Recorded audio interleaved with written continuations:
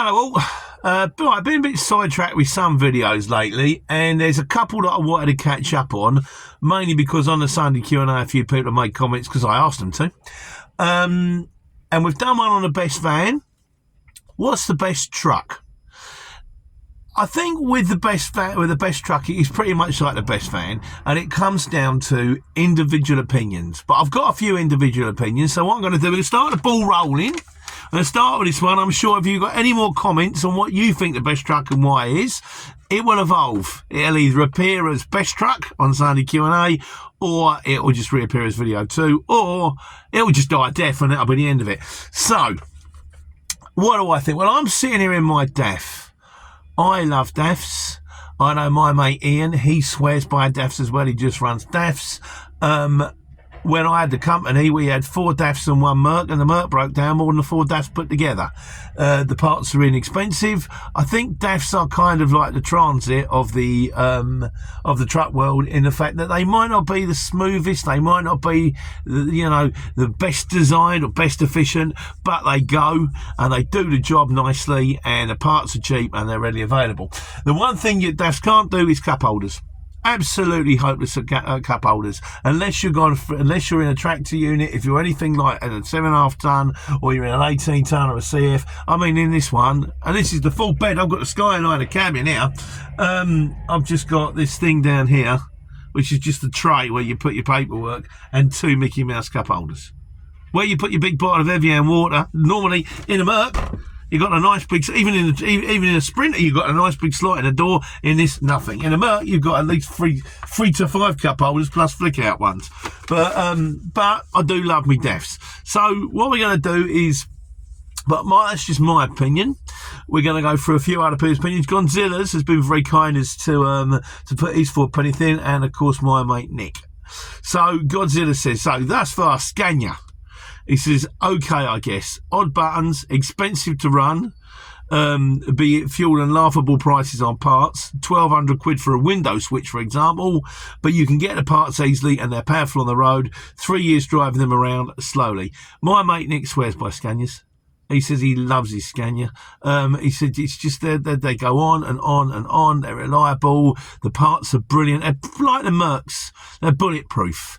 Having said that, an argument can be made that I think Scania sold someone took over the company, and I think it was kind of a lot of the time, you've got to be clever about these things. You might get a Scania and then realise it's got a MAN engine. Why is it called MAN? Why don't people call it a MAN? Everyone calls it an MAN. You don't call it a D. I'm driving a DAF, do you? I'm driving a DAF. So, but Volvo, a bit basic, but they do have everything you need, but don't seem to show it off. Loads of cab room, decent on parts and running costs. This is Godzilla's again. What I bought in the end, but wasn't easy to find. 6 months worth of trucking. This is the other thing. DAFs readily available. If you drive down the road, 5 for the 10 trucks that you pass will be DAFs. The other 5s will be Mercs, Volvos, Ivecos, Scanias. So, if you want to go buy one, it's easier to find. Renault. Nice drive and lots of toys to go wrong, and trust me, they will. Volvo engines means it keeps going, so most days you get a code, but you get the code to where you're going. Mechanically good and decent to gallon. Not sure I buy an old one, but new definitely. Lots of fun, plus an anti-coil which plays up so your mirrors don't work. Go figure that out. 18 months of London and back. So he's done that in a Renault. My mate Daniel, the transport manager, he says it's DAFs or Mercs. MAN at a push. He says, don't touch a Renault. Leave the French to what they're best at. Smoking cigarettes and drinking champagne. So, everyone has an opinion. MANs, or MANs. Massive inside, but also cramped at the same time somehow. The world's most annoying windows. Decent power and generally reliable. Loads of toys fitted all over. Spare when the Renault was broken. He's done this elsewhere for a few months. MANs are okay.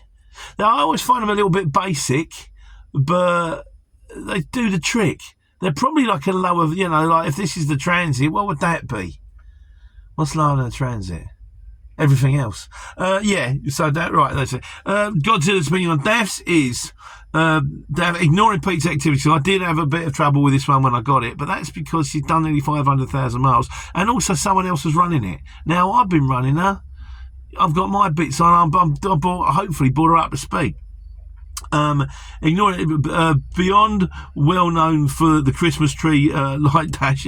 You do get the odd. I do get the odd. I hate lights on the dash, and you do get them from time to time. But you just have to go, Mark, what's wrong with it? Plug it in the computer, find out what's wrong with it, replace it, and hopefully that should be good to go again.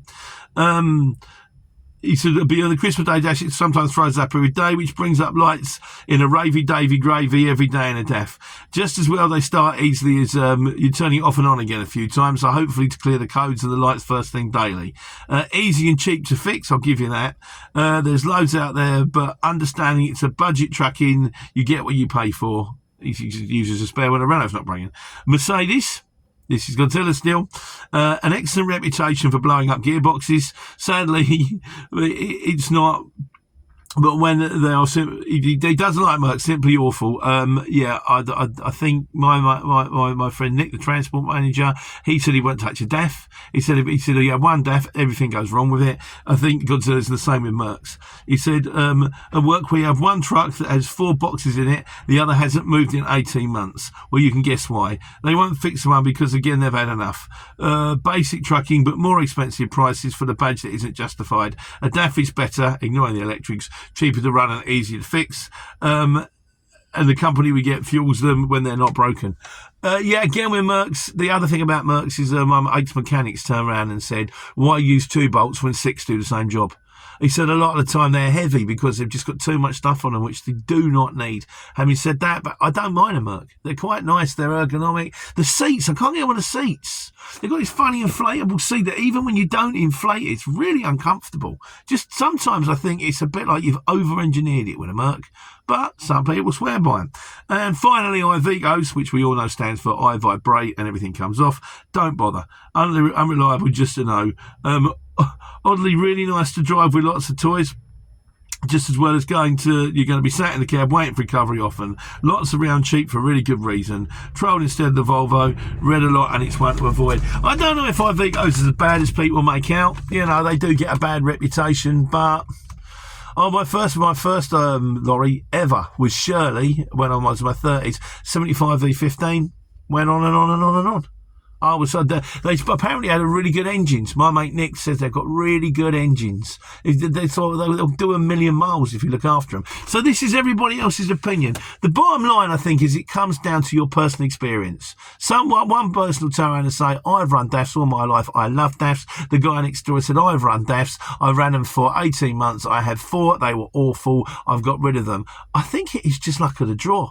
With all vehicles, they're luck of the draw. But I think if you maintain, you get one that's sort of, you either do the jigsaw van, or you get one that's done, has got a full service history from a dealership, or full, sort of like R&M, and doesn't look too bad.